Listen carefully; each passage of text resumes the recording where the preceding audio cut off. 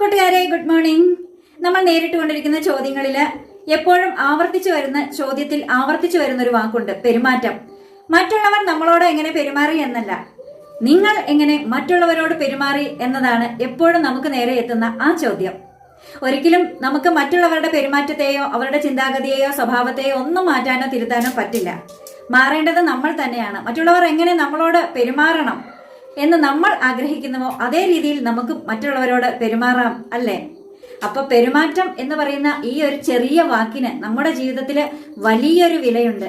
നമ്മുടെ പെരുമാറ്റത്തിലൂടെ മറ്റുള്ളവരുടെ പ്രീതി സമ്പാദിക്കാനും അതുപോലെ തന്നെ അനിഷ്ടം നേടിയെടുക്കാനും സാധിക്കും.